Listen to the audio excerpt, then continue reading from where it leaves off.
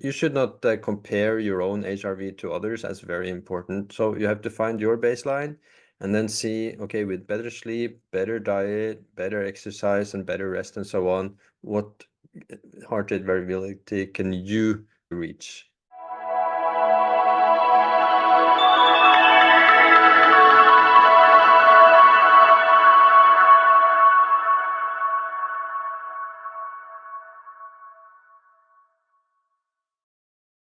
Hi everyone, Dr. GOEL here from PQMin Labs, and today I have a very special guest, Dr. Torkil Færø. He's a physician from Norway and has written a book called The Pulse Cure. I think you're going to find it very interesting, and we'll see you on the other side. Hi, Dr. Færø. How are you? Oh, I'm fine, Sanjay. Very good. It's Thank you. evening time here in Norway. A little bit of snow actually still in April. Wow. Yeah, we just had a snowstorm here in Toronto as well. This for the last 2 days, so I can sympathize with you. So thank you so much for taking the time and giving us this opportunity for our listeners to understand about the work you're doing. I think it's really interesting. I have a ton of questions about it. So maybe Great. just to take us through a little bit of the story about how did you get to where you are now? Like what made you get involved in the space of healing with the heart rhythm? If that got it correct. I'm more, yes, I would say that. Yeah, using the pulse or the heart rhythm to monitor the state of your physiology. Yeah, that's the thing. And I stumbled upon it maybe 5 years ago, and I was reading a book by Bessel van der Kolk called Body Keeps the Score. And he was writing about HRV, heart rate variability, as a measure of the autonomic nervous system. And I was, from before that, I was interested in the autonomic nervous system. It was overlooked in a medical study. So I just knew that it is a fight, flight, and freeze, and rest and digest. And as I was never scared or fighting or fleeing, I thought it didn't really matter to me. But as I got interested in it, I became aware that you could measure the heart rate variability through ECG devices and also from watches and Oura rings and so on. So I just got hooked on testing out, and I saw that there's so much potential in managing or regulating our stress system with the wearables. So it opens a window into our function, into our stress balance. And as a doctor, I see that the stress balance is what gets a lot of people sick from inflammation, chronic inflammation, and so on. Poor sleep, poor diet, too much stress, too much alcohol, and yeah, and not enough rest, I would say. So I wrote a book called Pulse Cure about it. My publisher became aware that I was using these wearables and just asked me, is this a book for us? And it proved to be. It's still, actually today, it's still on the 66th week, number 6 in the Norwegian bestseller list. So it has been just a, yeah, it's been a tremendous success.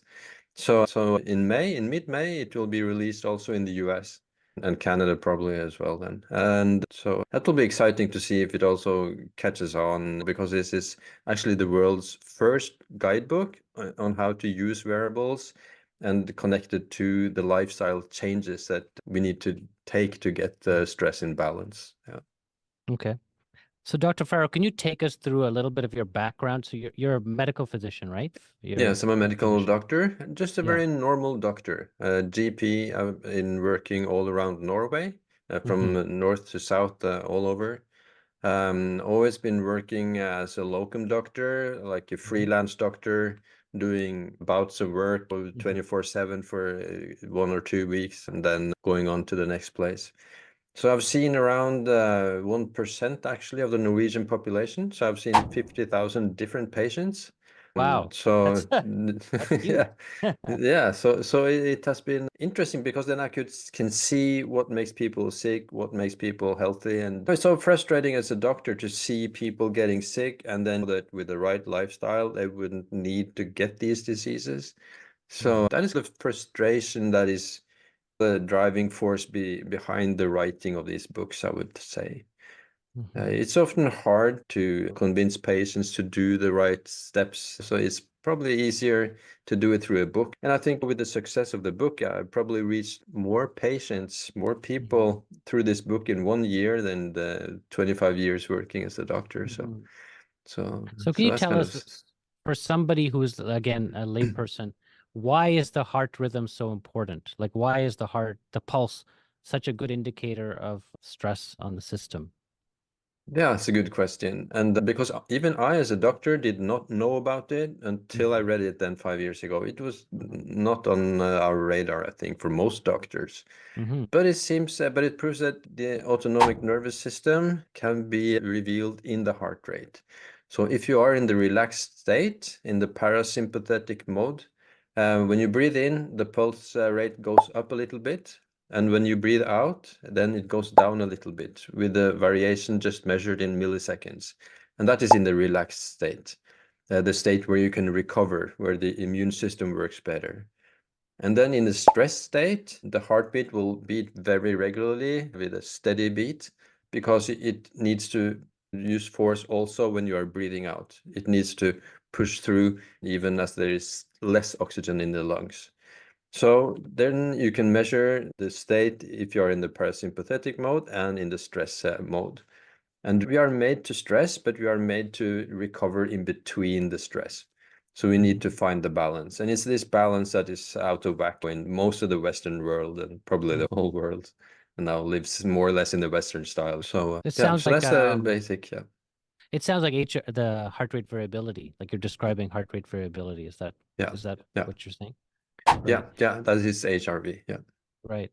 And so this is regulated primarily by the vagus nerve. And are you seeing really impacts? People, are you saying, are generally living with a lower HRV because of chronic stress, like they're not in a completely relaxed state? Yeah.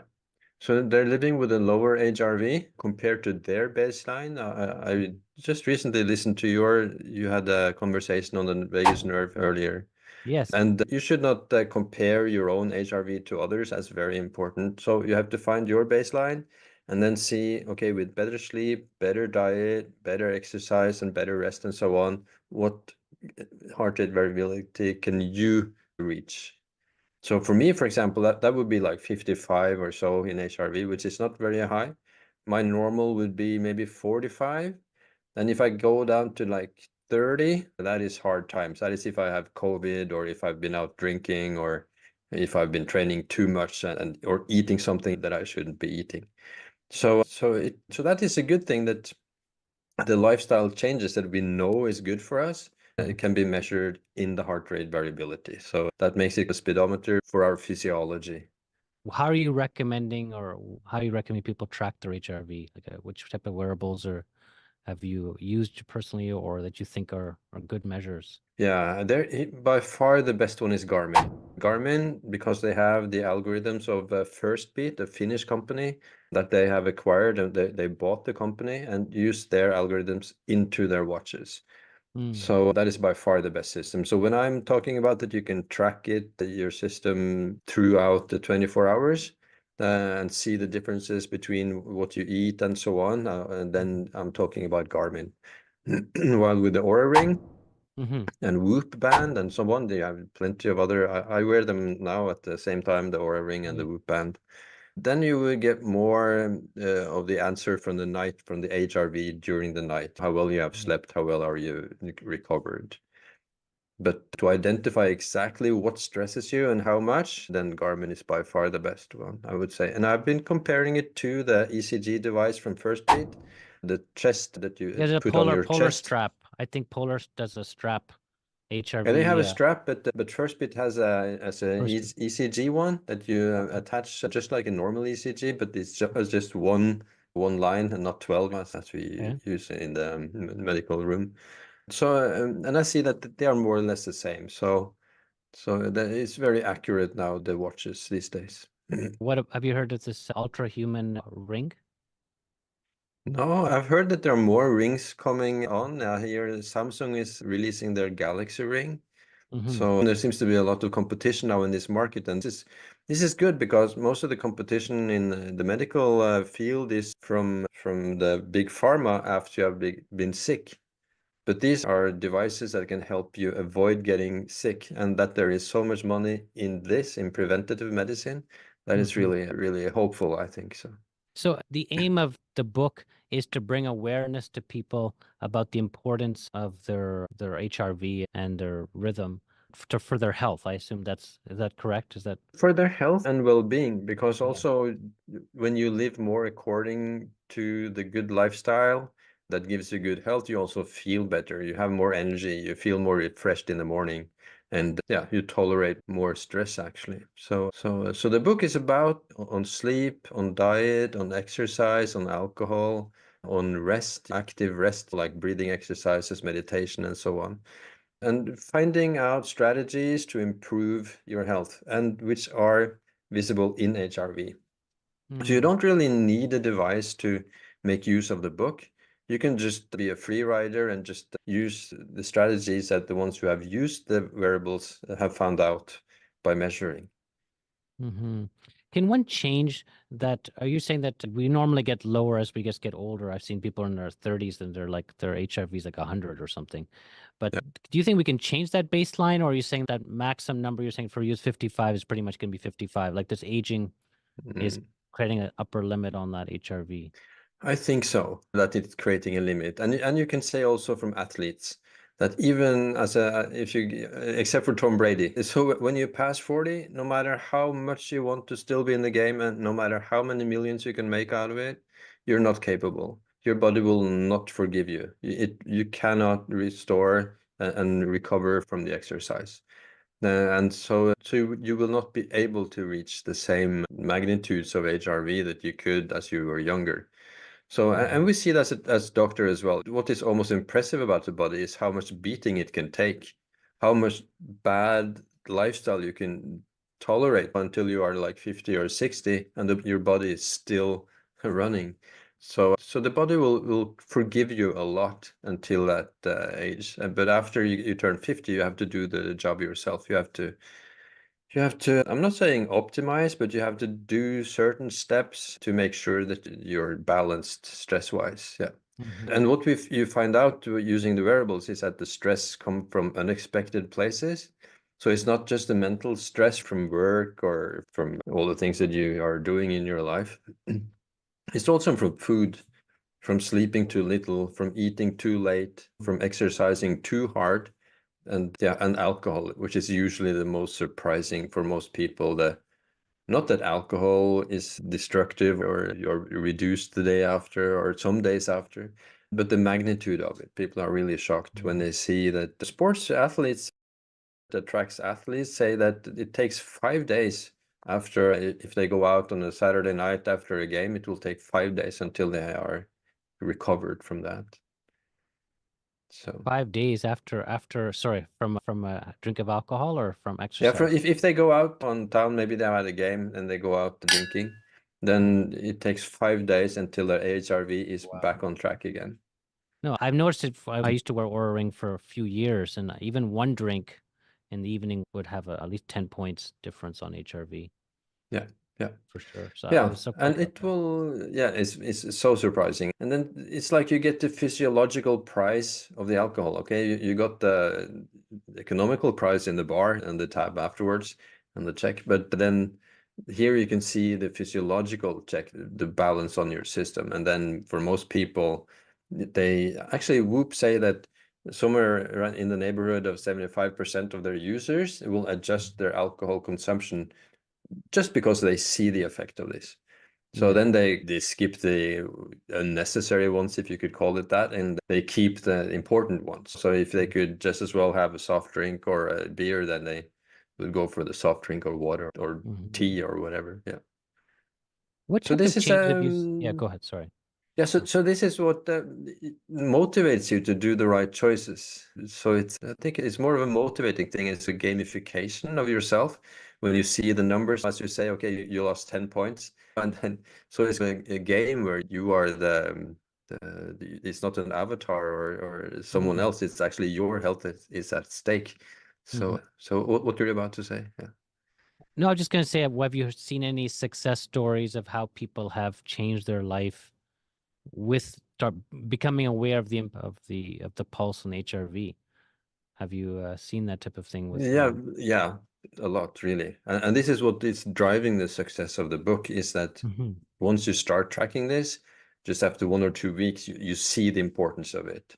immediately. And people, they use cold therapy. They get rid of their joint pains or migraine and gastrointestinal problems like bloating and such things. And they adjust the feeding window. So they might go, like in the book, I recommend to test eating like 8 hours in the day and be fasting for 16 hours. And so many people report that they feel a lot better, and a lot of symptoms of these inflammation-based diseases disappear or diminishes. Yeah. So I get messages almost every day from people who have felt this. What do you think is still needed to learn about? Is there any, like, what more would you like to see done in research on this aspect that you still think are unanswered questions in this space? Mm. The research, there's a lot of research. So HRV is such an easy metric to get into the research. So if you Google almost any kind of disease or any kind of symptom, or you will find a connection to heart rate variability if you Google the disease and heart rate variability. So there's so much research in general, but there's no that much research on what happens when you start using it, because this is quite new to use it in this way. Yeah, so it would be interesting to see more research. But also what is important is that this is individualized. So even if a research will show that, okay, the average of 1,000 people will react to this in this way, it doesn't necessarily matter to you, because you may be on either side of this average. And the HRV will show how you react to alcohol or how you react to gluten or a bout of exercise. Because what these devices often do is they also track the VO2 max. So then you will see your fitness level. And that makes it easier to adjust your exercise and so on. Because if you have a poor fitness level, then an easy exercise like other people could tolerate very well and be rid of within a day. If you have a really poor fitness level, it can take several days and a week to recover. So so it's a lot of uses for this, I find. Yeah. Yeah, I get a sense that what would be really interesting is, you're right, to know how much, what is the best way. You did mention a couple of things, like, for example, exercise. Well, what is the ideal amount of exercise, and how many minutes, and at what zone? Would be interesting to see what impact would be the best way to get impact HRV. Those would be good questions. Or, like you said, what's the ideal fasting time? We tried to say, yeah, 16:8 is probably great, but is there an ideal situation? It's probably right. It's individualized, though. I suspect some people are more responsive than others. Yeah. And what Whoop and a lot of people find is, if you exercise according to HRV, you can exercise less and get better. So because if you don't allow your body to recover from the exercise with enough rest, you don't get the payback for the effort. So I used to be on the national team as a kayaker, paddling a kayak, and we trained way too hard, I'm sure. We were training maximum every day.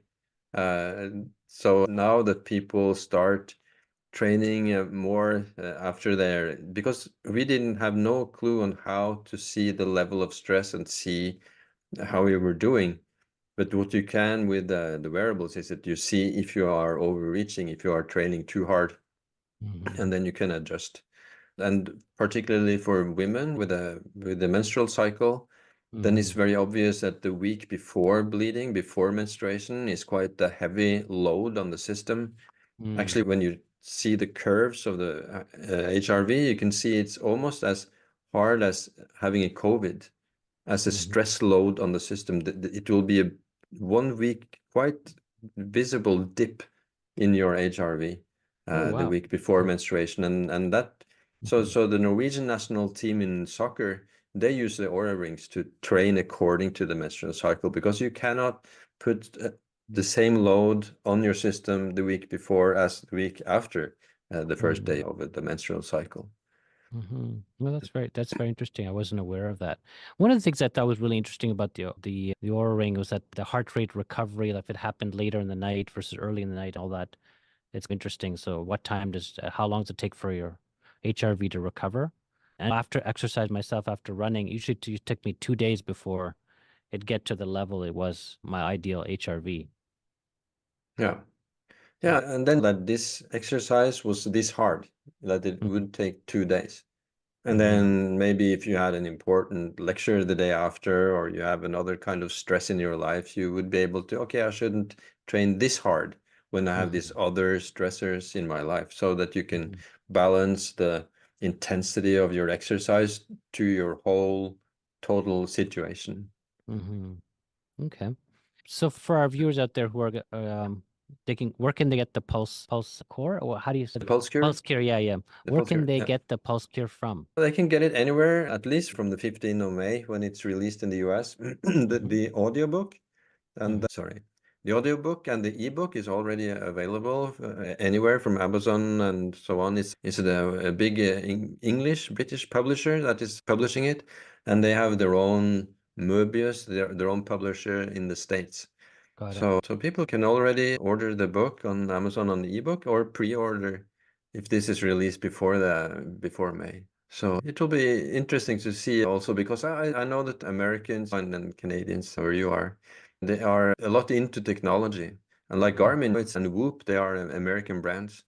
So it will be interesting to see how it goes. And America is also a very stressed society. They have, I've heard, been on other podcasts that they have been saying like 60% of the workforce, they have some on burnout. They're on the verge of burnout.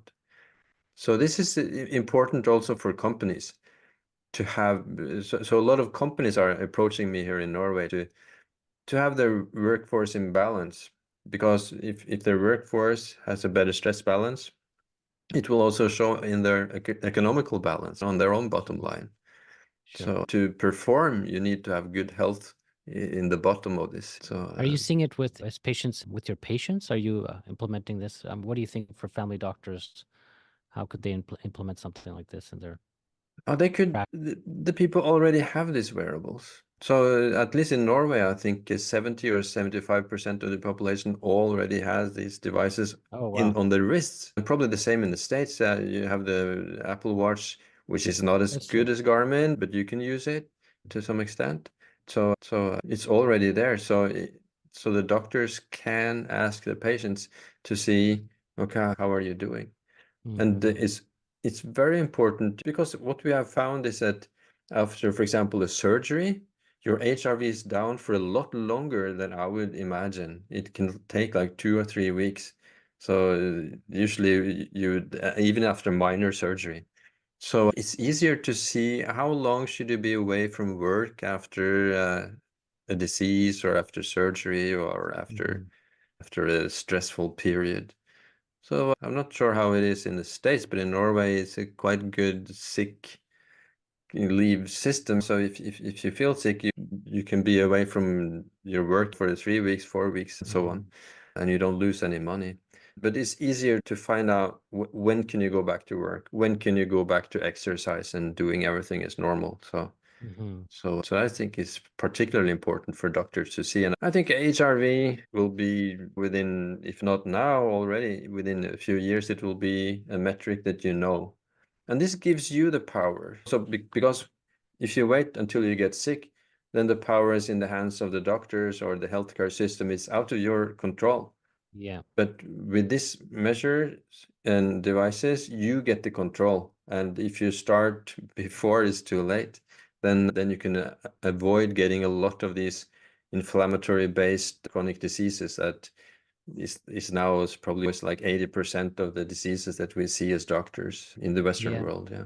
I think it's actually very interesting you said that, because I think people rely on blood pressure, for example, which I think is a much later marker when you've already had changes already happen in the cardiovascular system. So HRV would be a much earlier sign if you can already take care of it before damage happens, theoretically.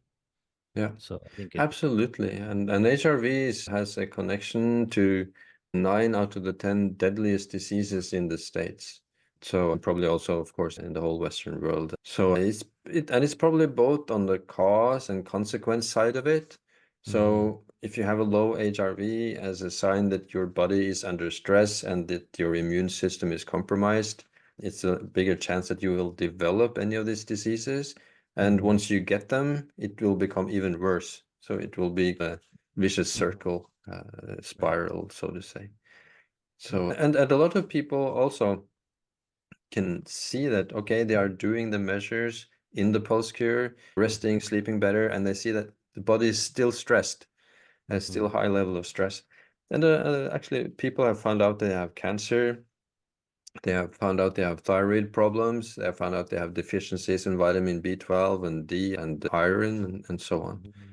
So it's also something that can be, and also that people have found also if they have seen it's too much stress. For sure. So Have I you think seen any it's, supplements that could impact HRV? Like you're saying, is there any deficiency you think that could impact HRV, or supplements that could change HRV? yeah, at least particularly those the B12 and the vitamin D and the iron, which is the most common ones, that if you are deficient, it will show in the HRV. Actually, some people, when they get shots of vitamin B12, they can see from their HRV that, okay, I forgot it, I have to take it again. They can see it from their Oh. from the level. Other than that, I'm not sure. I haven't been testing it. There are probably lots of studies on, I think almost on a lot of the supplements. You can Google the supplement and heart rate variability, and you will probably find because the amount of research in general in the world has been on a so much larger scale the last years. So there's so much research going on worldwide. So. Right. What's your next project, or what's your next work in this space are you thinking about? What do you? Yeah. That is a bit hard because now the book is coming out in the US, it's coming out in Denmark, in Sweden, in Holland, in Poland, and more countries coming up. So this takes, of course, a lot of time. But I am writing a book now that is a sequel that I'm exploring more the part of rest in the book. Because so I'm kind of taking the like 15 pages of the rest chapter and making it to a full book, because that seems like the part that is hardest for people to really get good at. And there's not so many books. There are lots of books on exercise, on nutrition, and so on, but not that many books on rest. And rest is also so important, not just to recover, but rest is also the creative phase. So that the resting state is not just something you have to tolerate to perform. It's actually the state of creativity, and that's often when you get the best ideas, when you are relaxing. So if you are too hard producing, you're not really exploiting your brain enough. So the calm brain state, the default mode network, is creative and productive and restorative. So that is some of what the book is about. Oh, that's exciting. Of course, called the rest cure, at least so far. Of course. That's excellent. I had one more question about I've seen another device which basically talked about coherence between breath and heart, like this idea that as we're breathing that we're somehow out of sync. But there was, I think it's an app, Heart Math or something, where they basically teach you how to breathe in coordination with your pulse. Have you seen this type of research? Or? Yeah, so it seems that the breath is a part of the autonomic nervous system, that your breathing will go on naturally. You will not stop breathing, of course. But it's also a lever into the autonomic nervous system so that you can calm down by breathing slowly. So the coherent breathing, as you're saying, for example, if you are breathing 6 times a minute, you can maybe breathe 4 seconds in and 6 seconds out. I think the most important is to breathe slowly, but also in addition, if your out breath is a bit longer than your in breath, then it's also better. And this, of course, you can see real time, that when you have the watches, because on the Garmin, I can push a button and I can see the stress level as we speak. And then I can just start 1 minute or 2 minutes of breathing, and I can see on the watch that, okay, I'm calming down. Before a meeting or before a podcast or a lecture or anything, you have this speedometer on your hand that you can regulate your system. So this is what the book is about, to stress right. It's in the Norwegian version, it's called stress right. And because we need to stress, we need to put load on our system to build ourselves stronger.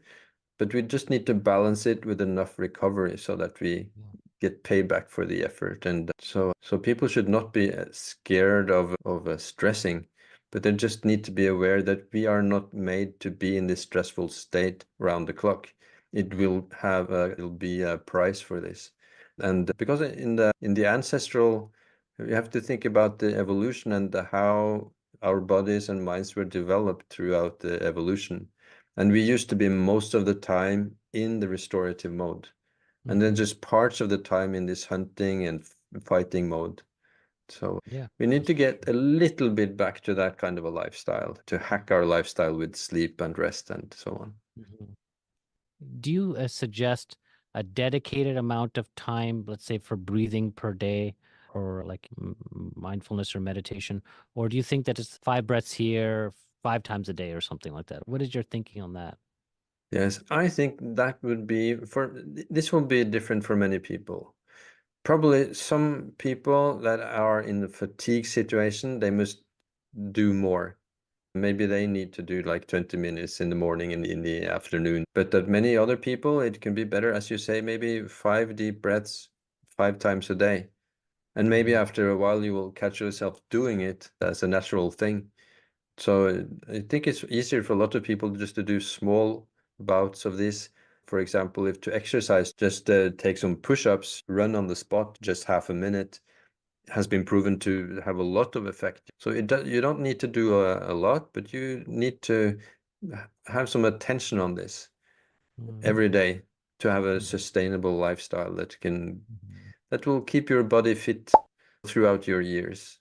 So you need to invest something in this, otherwise you'll pick up the tab in your later years.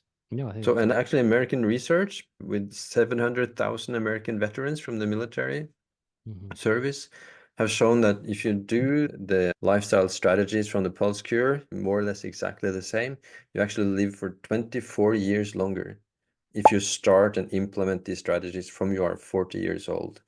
But also if you start when you are 60, it will still give you 18 extra years. So most of the benefits is later on. It yeah. sounds like a lot of So benefits. You can still, it's not too late, is what you're saying. it's not too late, and it's even the later you start, the more to gain.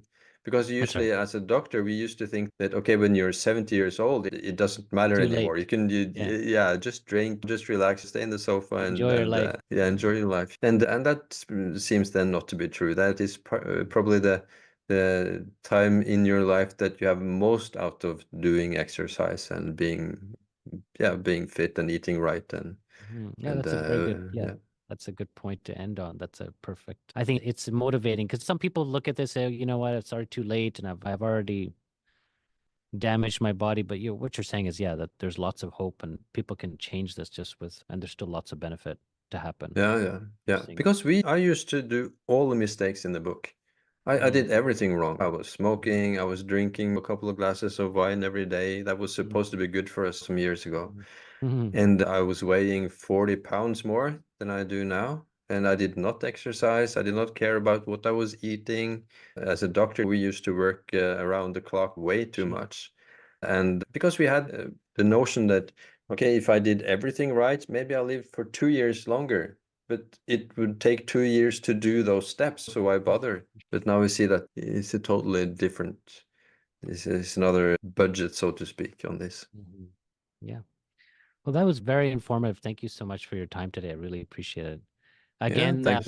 is there a website to go for people to go to, or just go on Amazon or where Yeah, iBook? there will be. Yeah, of course. For the book, you can just go like anywhere. It's just a normal book, and we have a website called thepulsecure.com, which is a social website with the members. But you can also see there. You can have webinars. You can see video lectures that I've made, and you can learn from other people in Norway. The Norwegian website. We are now building the English American website. We have like 4,000 members, and they're all helping each other. They are putting out their questions, putting out their curves that they get in the apps, and people help people is the base for this website. So you can go there, and you could go to my Instagram account, the doctor. It's called Dr_Torkil Point MD is the English speaking version. So Okay, we'll put that in the notes then. Same yeah, with yeah. thepulsecure.com. Yeah. Okay, excellent. Thank you so much. Really appreciate your time today. Yeah, thanks for having me. Thank you so much. Thanks. Hi, everyone. I hope you enjoyed today's talk with Dr. Torkil Færø. He's the author of The Pulse Cure. It was really interesting to learn all about the impact of your HRV on your health. And some of the takeaways were Make sure you take some breath during the day, and it's never too late. Even if you're abused your body for the last 20, 30 years, you can still have benefits by reducing stress and getting that HRV at a higher level. So again, you can go to get your book of The Pulse Cure by going to thepulsecure.com. You can also look up Dr. Færø's contact on Instagram in the show notes. And I hope you liked today's video. If you did, please like and subscribe. That can make sure we get our video out to more people. Talk to you later.